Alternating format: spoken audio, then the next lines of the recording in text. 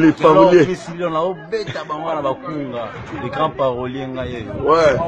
Banzemba Kilelo. Zemba Kilelo. Boroyoka Kilelo kaka na Kilelo kaka. Ils ont kilo bezate. C'est pas qu'ils sont dans le Lelo. Président Ibrahim Yom de Kilelo. Ban la personne temps toujours dans un mouvement. To bosser de 8h à 20h. Autant souci Lelo comme mouvement. Merci.